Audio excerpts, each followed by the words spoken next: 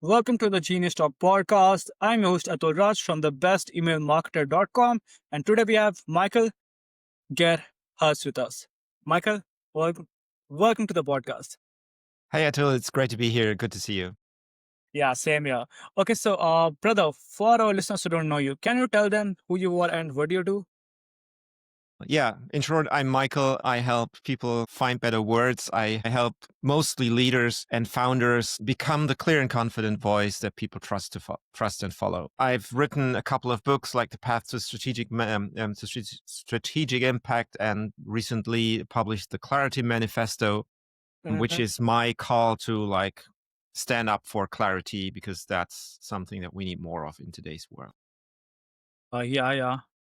Okay, so I'm curious, like, what inspired you to dedicate your career to helping leaders communicate with clarity? Well, I guess that's a couple of building stones that add up together, but one was certainly my own frustration with seeing so many ideas being thrown into a trash bin because no one cared for finding better words. Like, originally, I'm a computer scientist, right? And I've been around when the mobile phone revolution changed the world. That was the time when I did my PhD. And of course, we've seen many ideas like change the world, but we've also seen, so in many like conferences or meeting rooms, there were brilliant ideas that were developed with passion by brilliant people that just were forgotten because no one cared for finding those words that made other people care, that made it clear. They had just those boring PowerPoints, the engineer language, and so they didn't bother to translate. So what does it mean for the customer? What does it mean for the others sitting on the other side of the conversation?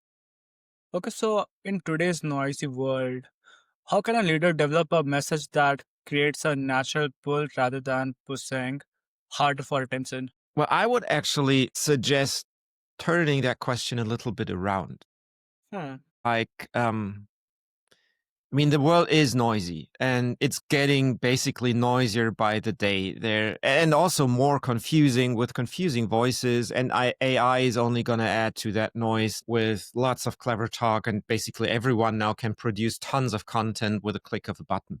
So joining that race to get people's attentions by ramping up your own volume and your own frequency is perhaps not going to work very well, because there's always going to be someone who's shouting even louder than you. So perhaps a better question to ask, rather than how do I grab someone's attention, could be to wait a second, what makes people want to pay attention?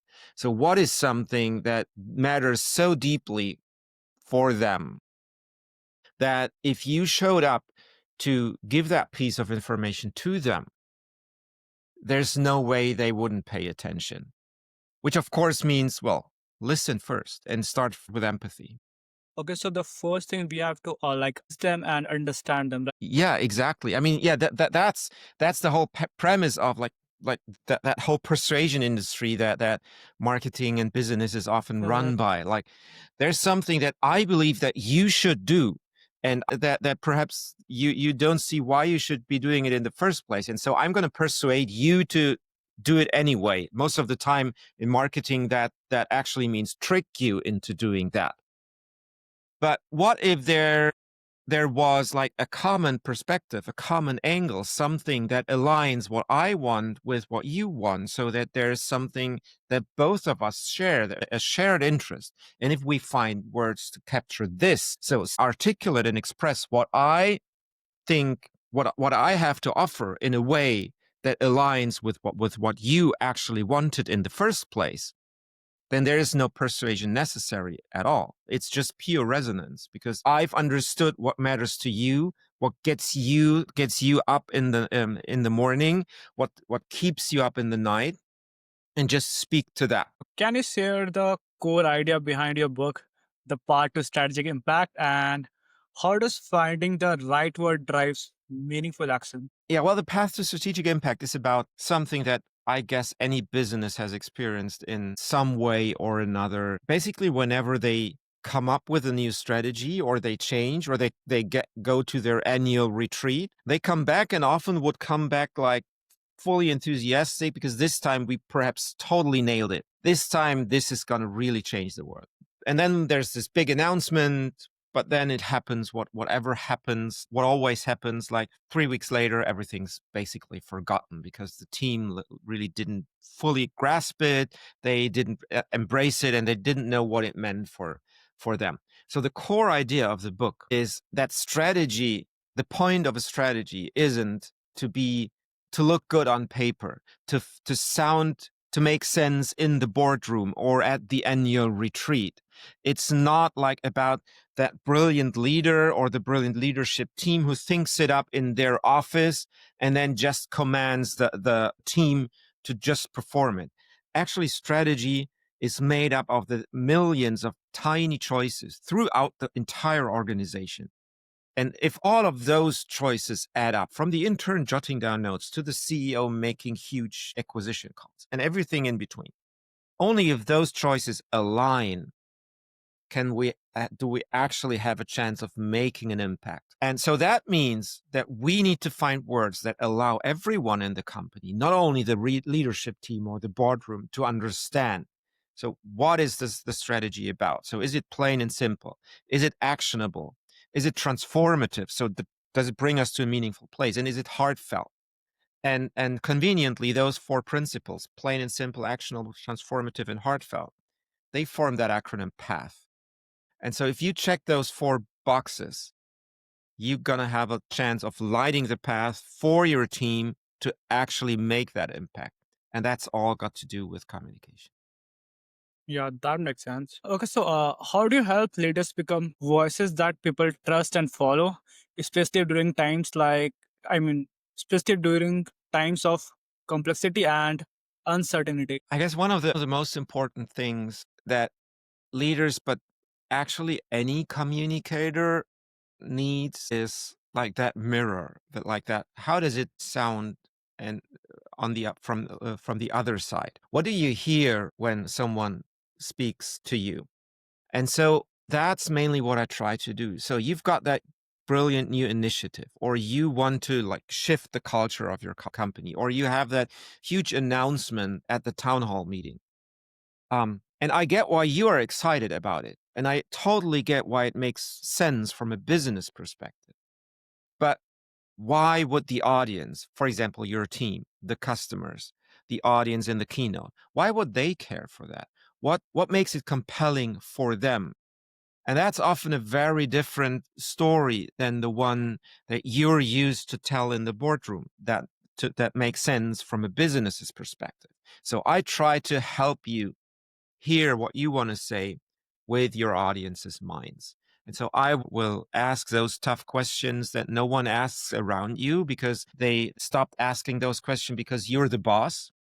I will ask those questions and lead you to a place where this not only makes sense for you, it doesn't only feel right for you. These are words that make sense and feel right for your audience. So that's the shift that I'm trying to bring to my clients. Could you walk us through the Clarity Lab process and how it transforms a leader's message for key moment like launches or keynotes? Yeah, well, Clarity Lab is what I call the sessions where we work together on these big moments, like a keynote, a big announcement, or a product launch, where you're deeply passionate, and usually, so I'm fortunate enough to work with people who are usually already good at that. They're good communicators. But this time, this is something that they really want to nail. And so surprisingly, what happens in those Clarity Labs is that for the first like sometimes 30 minutes or so, I'm almost only listening to what you want to say and have you say it out loud. And then gradually we'll like pick out those important bits that where it feels like, well, you know what you want to say, but you haven't quite found the right words to say, words that you yourself truly believe in and that do the thing justice and that actually make sense when hearing it from the audience's perspective. So we're gonna dig very deep into those and like put them under the microscope and really understand. So what is really the point here? what is the one thing that's when someone in the audience walks out and their colleague or their spouse asks them, so what was that presentation about?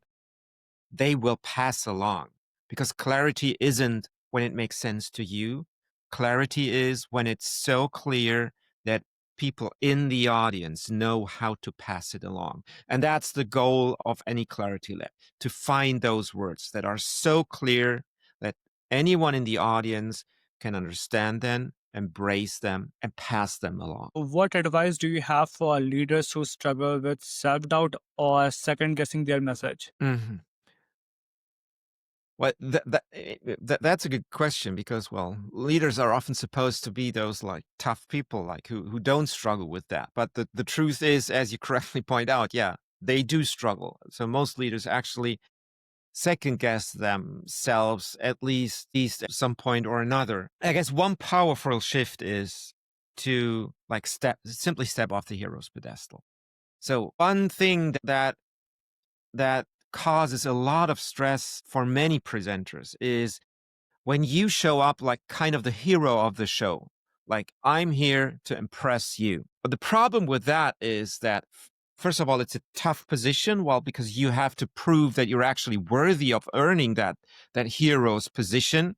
But the bigger problem is that everyone in the audience already got a hero, right? And it's themselves. So everyone Yeah. in the audience mostly feels like, well, actually, I think I'm a little bit smarter than you are. And if I would be in your position, I would actually do a better job than you.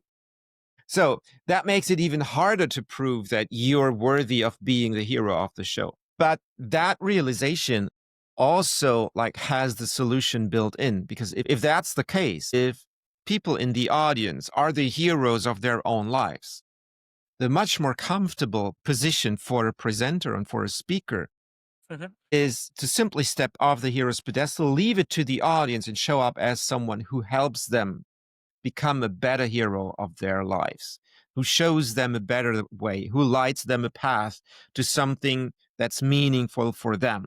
And so I'm much more like your friend, your mentor. And if I treat the audience that way, like as perhaps you would treat your best friend, and help them become a better hero of their lives, that's a much easier task, because now I don't have to prove. I'm just showing up to be helpful.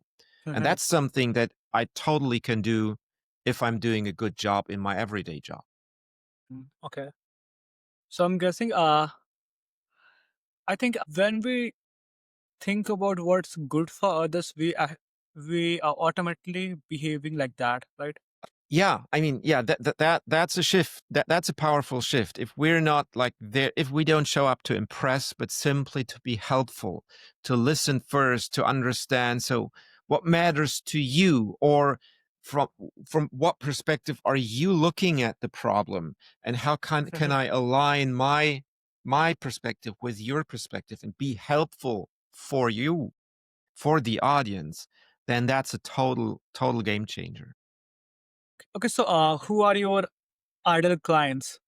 Who do you help? So I would frame it like this. So my clients are usually people who care very deeply about the things that they do. So I don't usually work with people who are just there for the quick buck or for the next career move. I work mainly with people, or actually exclusively with people, who are deeply passionate about the business they've built, about the teams they lead, about the products and they deeply believe that what they have to contribute has the potential to change the world for the better. And the struggle that those people often have is that, well, they're so deep into the details that they struggle to find, like, to get to the point, like to really find the clarity, to find that singular statement that audiences actually pass along, or to embrace like that.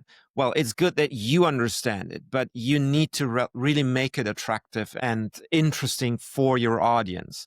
And so find words that you truly believe in, about the things that you deeply care about, but that makes sense for your audience. These people tend to be like in senior positions or founders of companies. There are sometimes solopreneurs who like prepare for an important keynote or want to ramp up their messaging, but mostly it's like senior leadership, executive teams, or founders of companies. So, for our listeners who want to know more about you, or want to connect with you, or want to get help from you, where can they go? Perhaps a good place to start is that little free PDF that I wrote about 7 rather unexpected ways to communicate for impact. And it's not like the usual like persuasion tricks that you will find elsewhere, because it flips that whole perspective that, well, it's not about persuading and persuasion at all. It's not about persuading harder. It's about resonating stronger.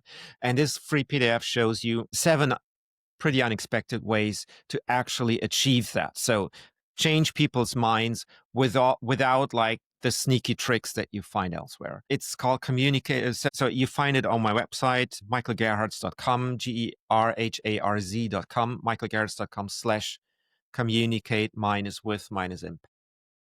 Okay, that's awesome. So, is there anything else that you would like to share? Yeah, sure. Because there's one thing that I never get tired of saying whenever I get the chance to, and that is that if I had a wish for how the world would show up tomorrow, that would be that we stop trying to be right and start getting it right. So, because so many struggles and fights and arguments in this world are based on the situation that someone's trying to be right with their opinion, rather than like taking a step back, taking the time to listen, trying to understand where the other side is coming from, and trying to to align our perspectives so that we can find a way forward that works for both of us. Because it's never about being right initially, it's always about getting it right eventually. And that is something that works so much better if we do it together rather than fight for our own. And yeah, about your book, like where can people go and get that? Yeah, well, just head to your local Amazon store and search for either my name, Michael Gerharz, or the name of the book, The Path to Strategic Impact. Or just head to my website, michaelgerharz.com, and in the navigation menu, you'll find a pointer to the book, and just click there and you'll find all the information. Thank you so much for sharing that, Michael. Happy to. Okay, so thank you so much for spending some time with us, Michael. It was really awesome chatting with you. Thank you. Have a good time. Yeah, you too.